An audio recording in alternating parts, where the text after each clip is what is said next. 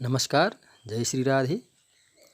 इस चैनल में आप लोग ने अब तक सीढ़ियों के विषय में चर्चा देखे हैं, सुने हैं। आज मैं घर में सीढ़ी बनाते वक्त किस चीज़ों में, किस विषयों में ध्यान देना चाहिए और सीढ़ी को कैसे वास्तुशास्त्र अनुकूल बनाए, इस विषय में चर्चा करेंगे। सबसे पहले सीढ़ियों के संख्या की बात करें। सीढ़ियों की खिड़कियों की संख्या के विषय में दो मत पाया गया है वास्तुशास्त्र में। एक तो सीढ़ियों की खिड़कियों के आप इंद्र, काल, राजा इस तरह से नीचे से ऊपर गिनती करते जाए। इंद्र, काल, राजा, इंद्र, काल, राजा करते करते जाइए। सबसे ऊपर का अंतिम जो खिड़किला होता है उसमें काल ना पड़े, इंद्र या राजा पड़े, ये सीढ़ी के शुभ माना गया है। इसी तरह सीढ़ियों के जम्मा खिड़कियों की संख्या के 3 से भाग दे। उसमें तो एक बचे तो इंद्र, 2 बचे तो काल और निशेष भाग हुआ तो राजा।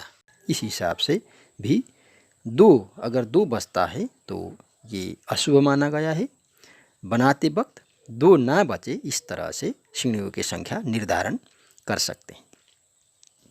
इसमें और भी एक मत है कि सीढ़ियों की संख्या सम नहीं होना चाहिए, विषम होना चाहिए। अब इस दोनों मत के हिसाब से माना जाए तो फिर जैसे कि 10 में 3 से भाग दे तो 1 बचेगा, ये इंद्र शुभ माना जाता है। फिर 11 विषम होते हुए भी 2 बच जाते हैं तो काल माना गया है, इसको अशुभ माना जाते हैं। वैसे ही 13 शुभ माना गया है।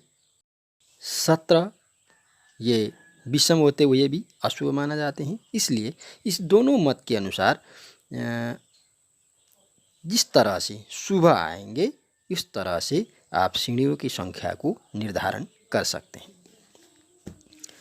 अब बात करते हैं बना हुआ घर की सीढ़ियों में अगर इस दोनों ही मत के अनुसार अशुभ अवस्था है तो इसको कैसे शुभ कर सकते हैं, क्योंकि वास्तुशास्त्र में बना हुआ चीज़ वस्तुओं को तोड़ के आप वास्तु अनुकूल नहीं बना सकते हैं, उसको वास्तु भंग दोष कहा जाते हैं। उसमें से फिर वास्तु भंग दोष आ जाते हैं। इसलिए बना हुआ सीढ़ियों को कुछ उपचार कर सकते हैं। अगर आपका सीढ़ी ईशान या ब्रह्म स्थान में हो तो इसके शुभ करने के लिए आप सीढ़ी के नीचे सबसे निचला भाग में एक तांबा के कछुआ बना के उसको कोई बर्तन में पानी रख के उसमें उस कछुआ को रख दे तो ये शुभ हो जाएगा। इस तरह बायां घुमा हुआ सीढ़ी है आपको तो सीढ़ी के कहीं भी आप आईना लगा सकते हैं। आईना लगाने के कारण से सीढ़ी के बायां वाला जो दोष जो है वो शुभ हो जाएगा, अशुभ दोष मिट जाएगा।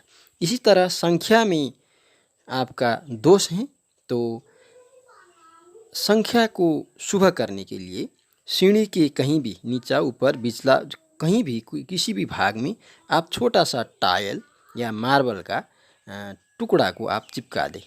इस तरह से भी सीढ़ियों को संख्या के दोष को कम कर सकते हैं।